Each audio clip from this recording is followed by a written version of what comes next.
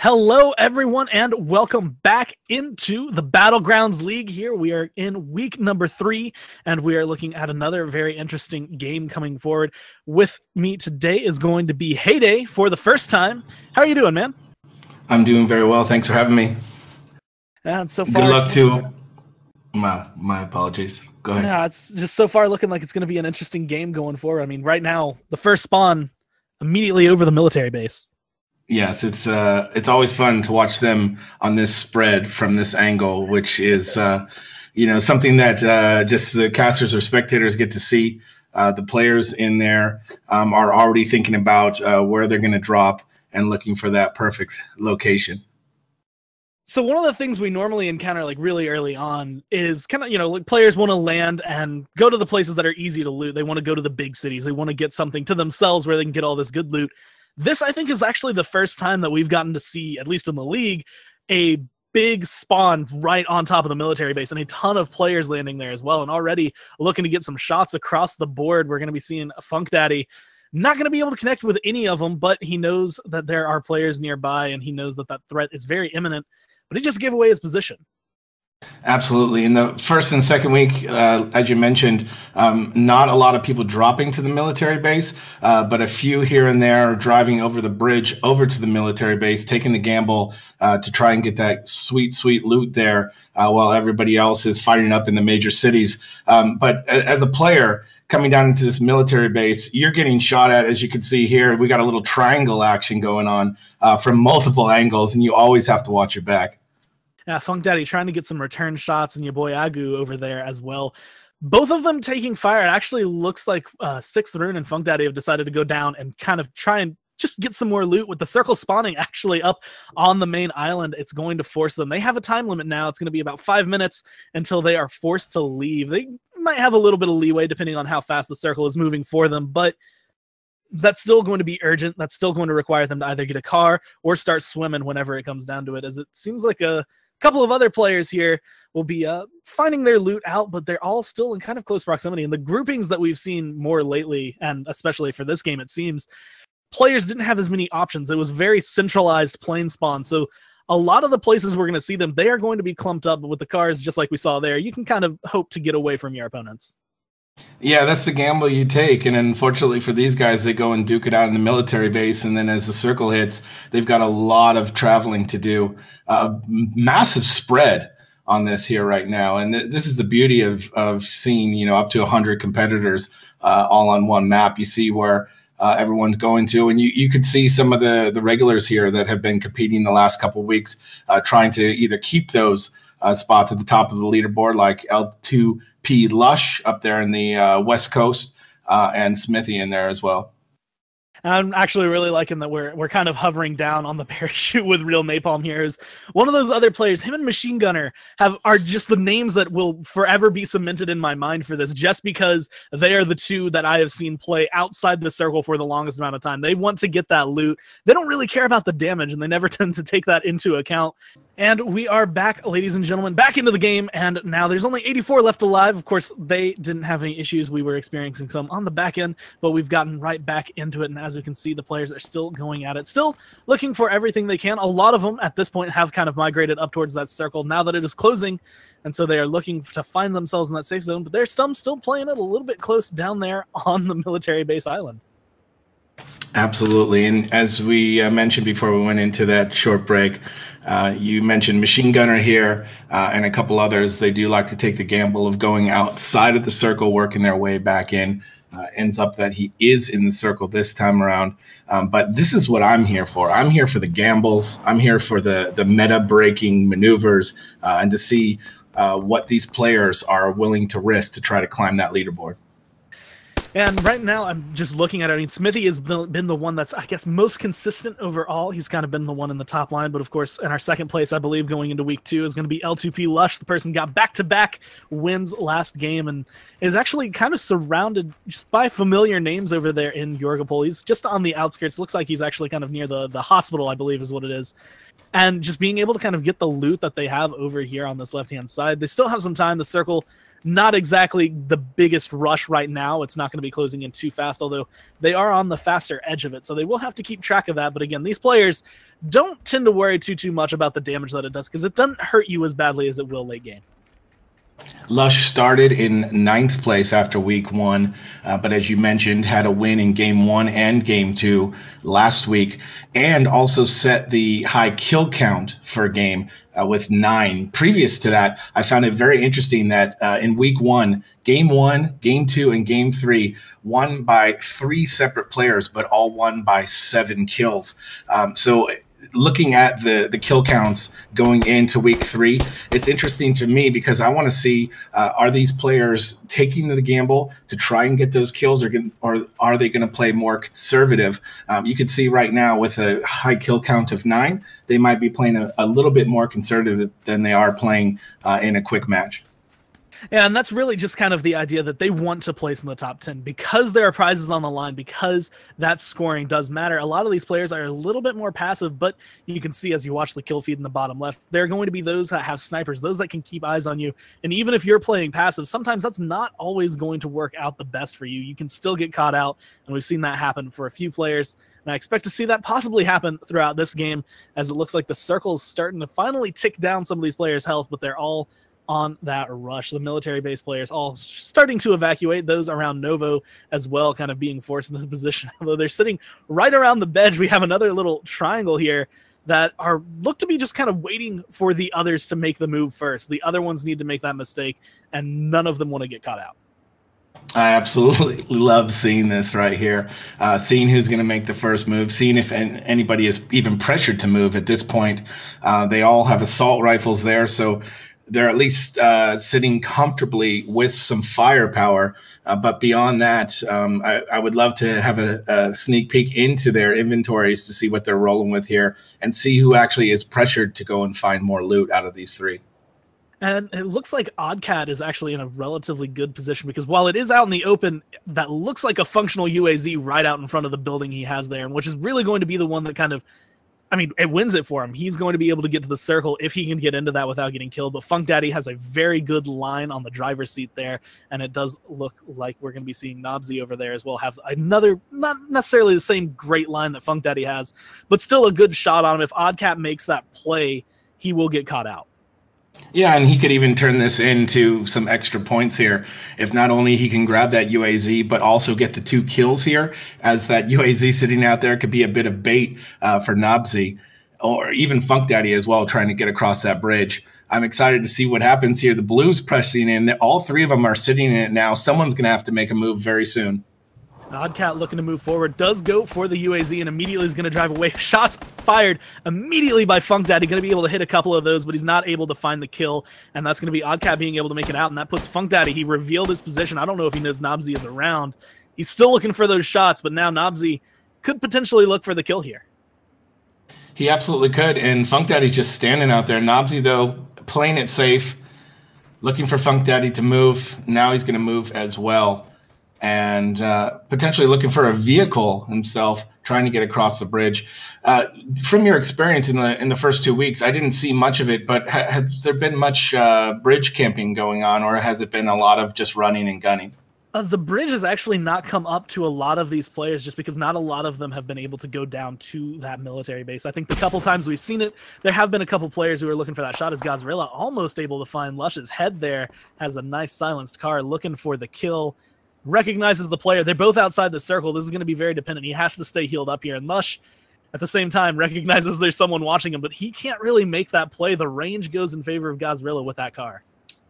Absolutely. And it goes to show you watching Lush here. As I mentioned before, Lush was in 9th place in the top 10 after week 1, jumped all the way to 2nd place on the ladder after those 2 victories in week 2. So it does show that you can be sitting low and take a victory with a good kill count and jump right back into the swing of things and back in the standings.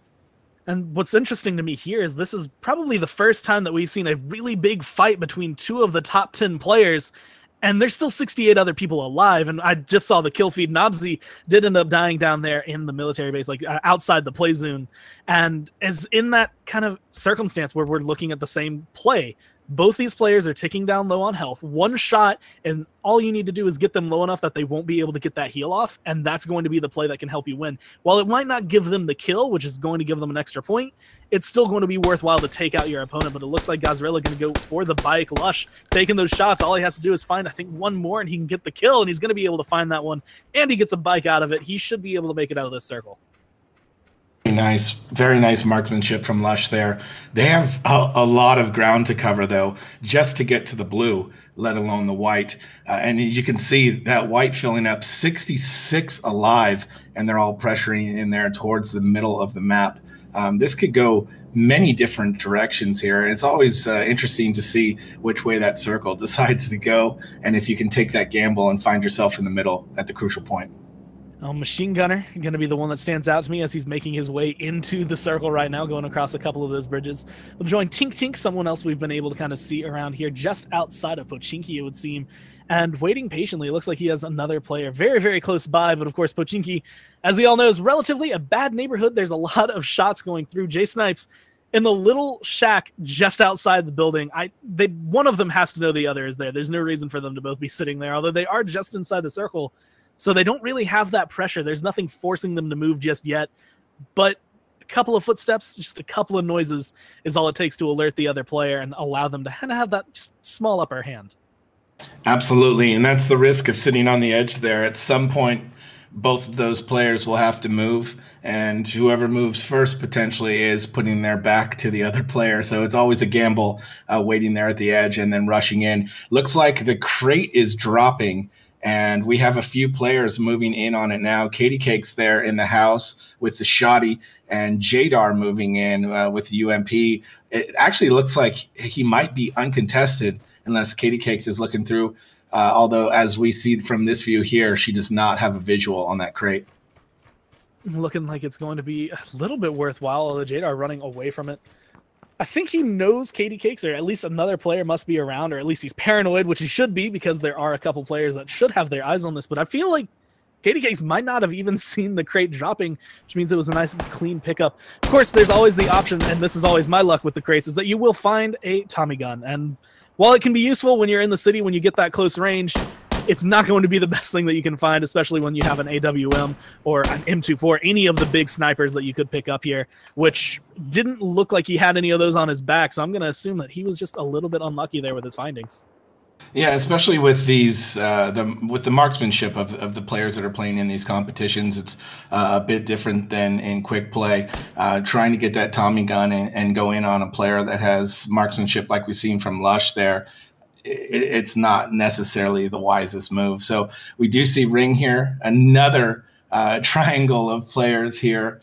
Jacob and Wino Cake, which we've seen before playing, both a bit low. And let's see what goes on here with these three. Both, or all three, having that line of sight. It seems more so, I think, that Ring has been firing, so his position is going to be known, and Wino Cake does know he's being shot at, and I think the same thing can go for Jack here. But coming up behind them in a vehicle very fast is going to be Moliak.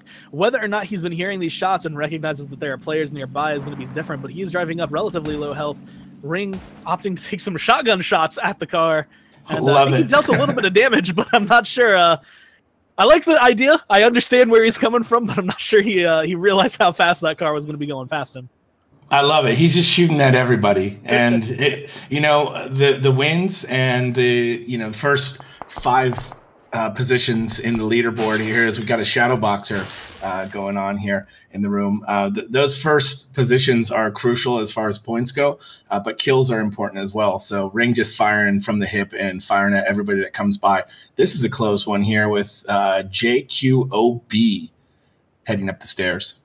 And he's looking at Enap, who was another player that we got to see. He was actually 3rd place in one of the games last week, and very accomplished at finding those shots, although he was a little bit more passive. He kind of tended to play the waiting game instead of getting aggressive, and it looks like right now he's looking to try and find any positional advantage. The stairs here are really going to be favoring JQOB, but it's not going to when you have the railing right there, and he fired all of those shots right into the ceiling.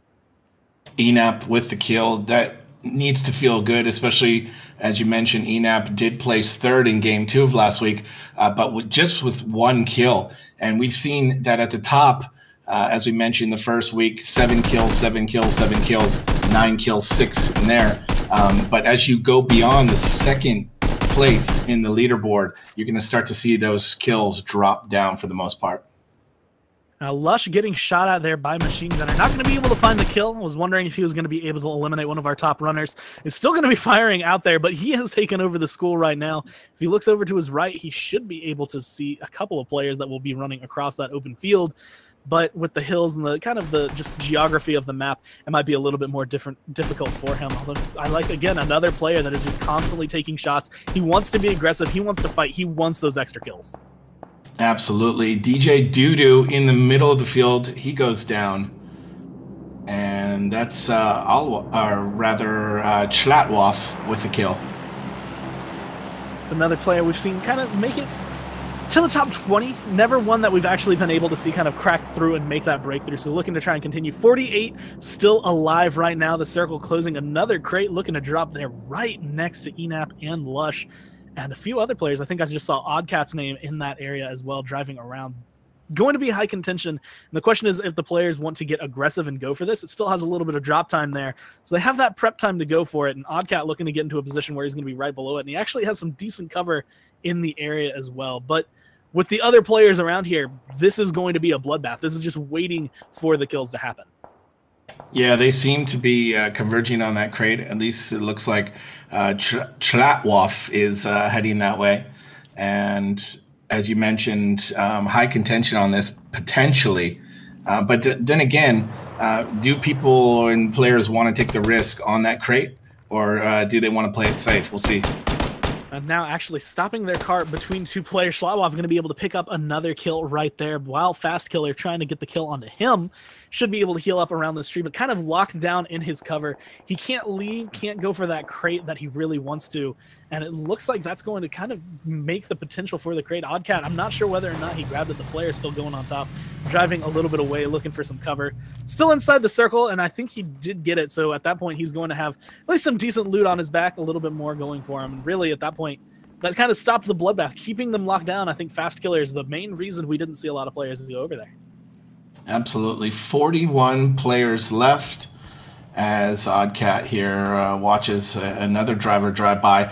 Actually taking some damage here now from some shots. Looks like potentially from Enap. There's going to be a confrontation in the house here. Enap backing up already with a kill there.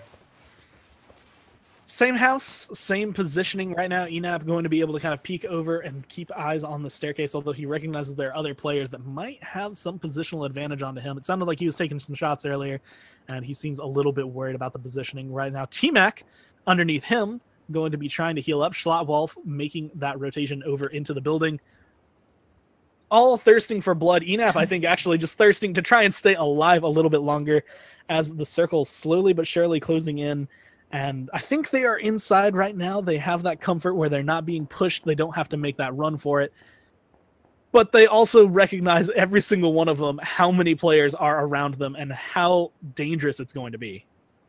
A lot of players outside of that safe zone right now. And this is the point of the game that's different from you and me jumping into a quick play match here, where we're not necessarily worried about where we're finishing. I mean, we might have goals of finishing top 10 or getting that chicken dinner every time. But right now, these players trying to at least last into that top 10, maybe get in that top 5 and start stacking those points on the leaderboard. So yes, at first you might be trying to get those kills and play a little aggressive, but now you need to start thinking about where you're going to last as we get down to 34 live here. Smithy with the ghillie suit and the frying pan and the sniper rifle, but chucking grenades here at Fast Killer upstairs.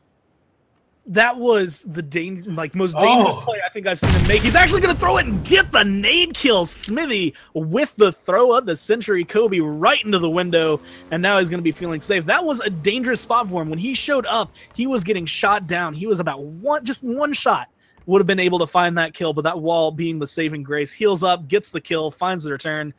But now Lush in the neighborhood and looking for blood, knows there's a player nearby. He had to hear that explosion. Doesn't look like he wants to get aggressive into a building just yet, though.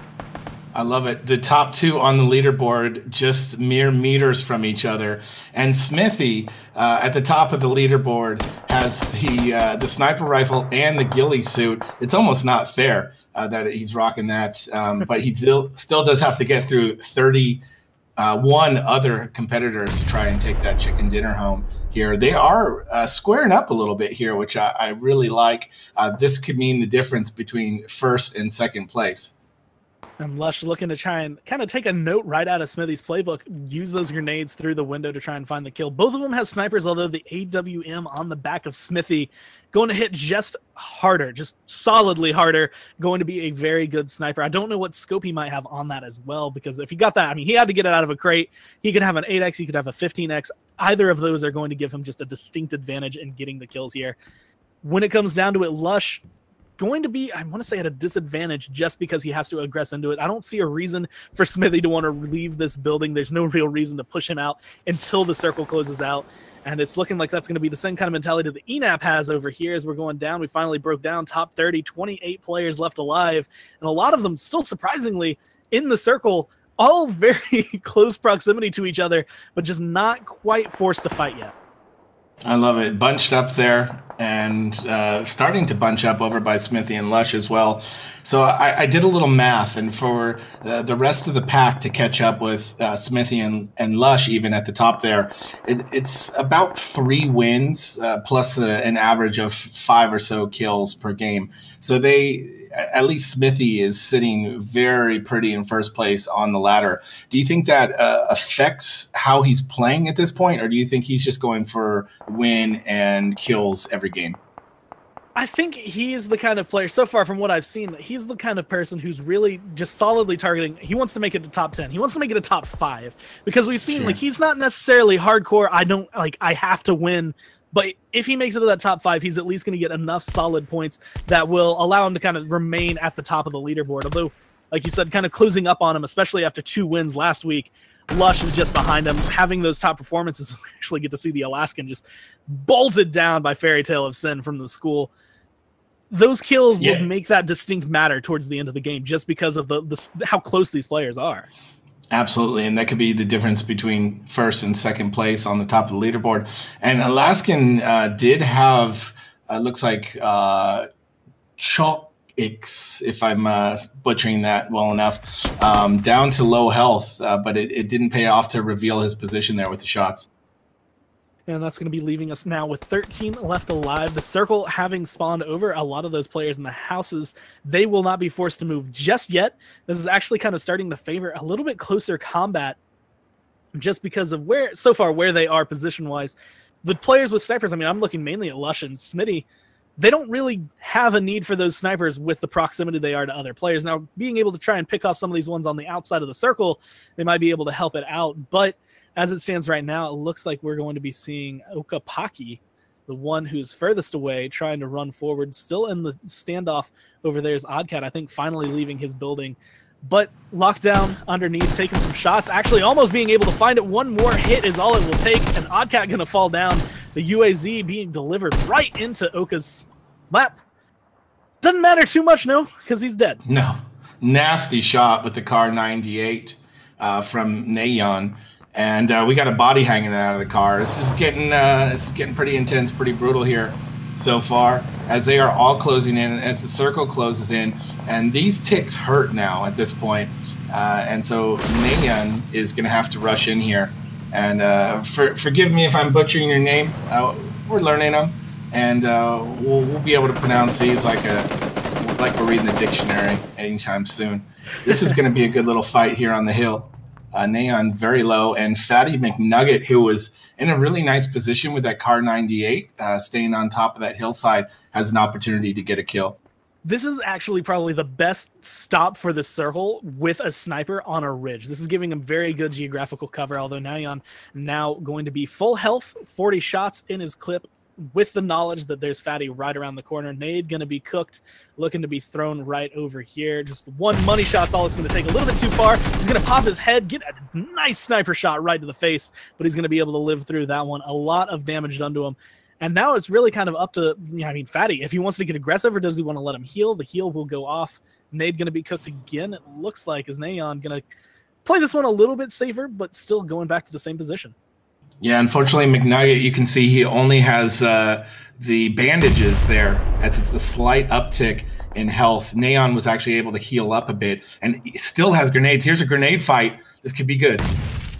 Just barely off the mark, not able to find Fatty just yet. The nice throws from both players, but with the positioning and the movement that they've had right now, Fatty has been able to kind of be centralized between all of them and not take too much damage. And Neon over there just moved in time to be able to get away. Smoke grenade's going to be thrown out right now by Fatty, looking like he just wants to get clear of this, tries to run away as fast as he can, but he does still have that sniper, which gives him that advantage. But 10 seconds now, and they are on the edge of this circle. And like you said, this does a lot of damage right now.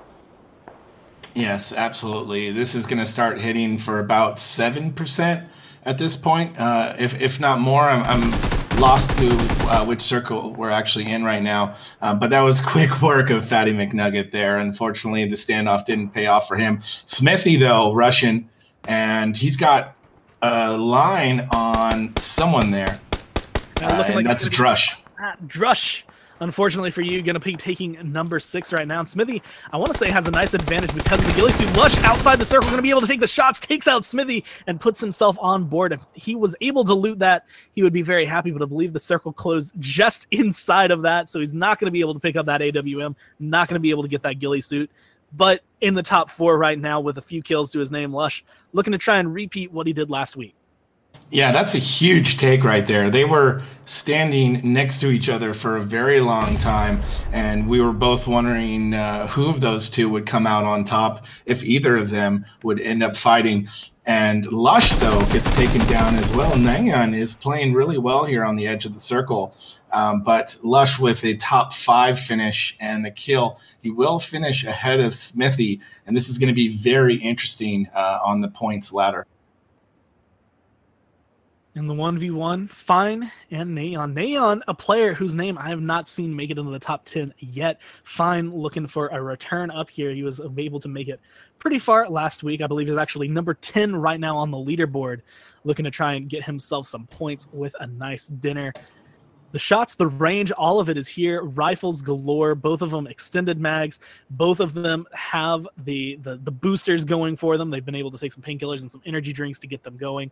Full health on one side, almost full health on the other, and a wide open field between them. Only the geography really supplying that little bit of cloaking.